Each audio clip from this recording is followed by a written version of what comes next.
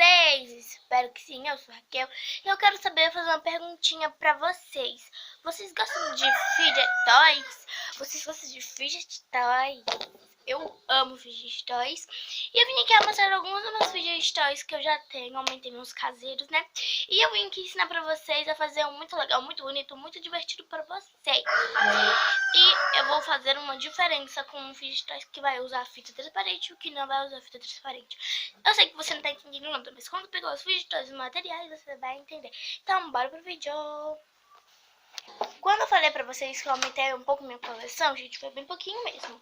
Eu fiz mais 2 fidget toys. Não muito legal. Esse aqui, gente, aqui é um squish. É um squish, eu não sei se eu posso chamar ele de fidget toy. Eu não botei fita nele, mas ele ficou bem assim. Eu até que gostei bastante, gente, ó.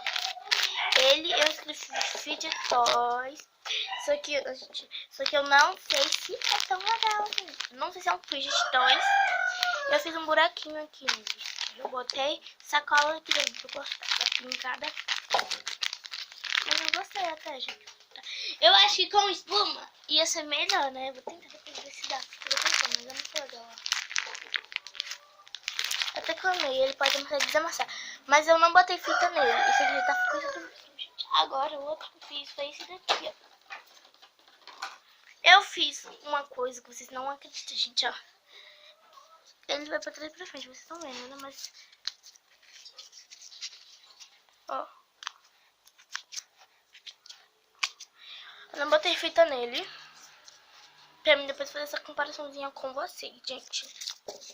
Atrás eu fiz esse buraco porque eu esqueci. Eu fiz o molde de tudo, só que eu esqueci de cortar. Então eu cortei pra ter pelo menos o tamanho que eu consigo colocar o meu dedo pra fazer isso, ó.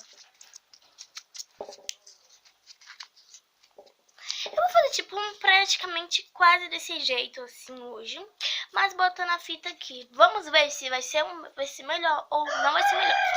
Então, gente, mas não vai ser nesse vídeo, tá, gente?